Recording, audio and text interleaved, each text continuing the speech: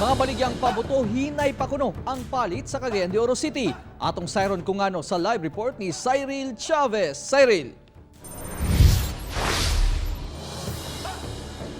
Yes, real kamatikdan nga bisan pa man daghan ang supply sa mga pabuto karong tuiga, minus pa ang mga mamalitay karong bispera sa Pasko.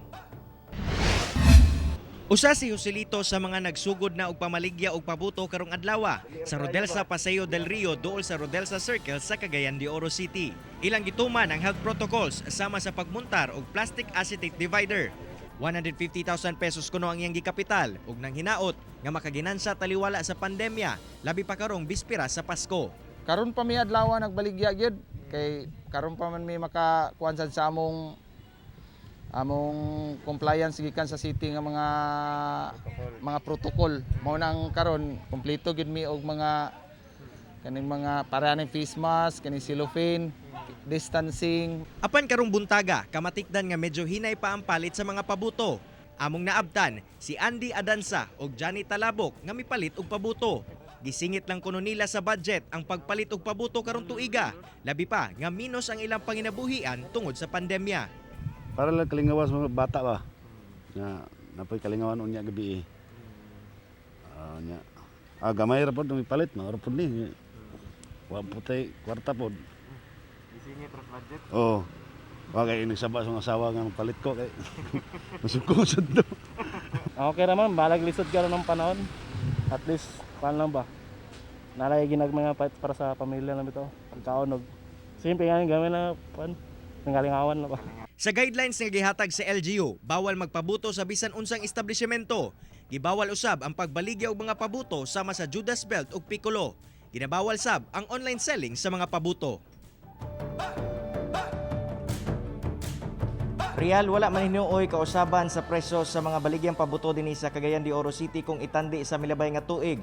Busa panghinaot sa mga mamaligyaay nga mamalik ang ilahang mga suki aron sab makaginansya sila sa ilang mga produkto karong tuiga. Real.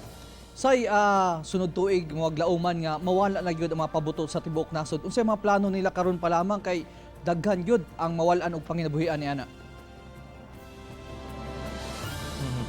Real, base sa itong mga nakahinabi kaganina, no, kaning sagad magod mga nagapamaligya dinhi sa Cagayan de Oro City. Aduna pud sila mga laing panginabuhian. Busa kining ilang pagpamaligya dinhi sa kining Christmas season o padulong nagbagong tuig pagmaligya nila pabuto, bali murag matagak na lang na sideline nila. So hinuon aduna puy uban nga gihimo gid nilang panginabuhian pero sa karon wala pa gibutyag ang LGU no na mga proyekto. Pero panginaot nato nga matagaan sila panginabuhian aron sab nga makasurvive sila sa kini nga umaabot nga pagpatuman ni Presidente Rodrigo Duterte sa pagpawala sa mga pabuto sa tuang nasod. Real.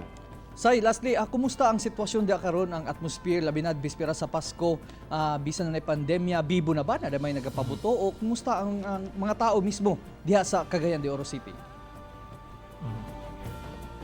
Real, base sa itong pagsubay o sa itong pagtuyok-tuyok sa dakbayan karong adlaw no, makita nato na medyo dagsa pod ang mga tao, partikular na sa mga mall o sa mga palengke dinhi sa Kugon Market, sa Carmen Market. Makita nato nga ang mga tao aduna anana sa holiday rush. Pero kung atong i-compare sa milabay nga tuig, medyo mingaw ang dagan karon, sanglit wala pa tay madungog nga mga nagpabuto sa mga kilid sa dalan kay katong milabay nga tuig mga inganing panahona bibo na ang mga kadalanan dinhi sa Cagayan de Oro City, sanglit aduna ni mga bata nga magpabuto sa ilang mga napalit na pabuto dinhi sa ato ang dakbayan. Real. Okay, luyo sa pandemya, Merry Hapon Christmas. Dagang salamat, Cyril Chavez.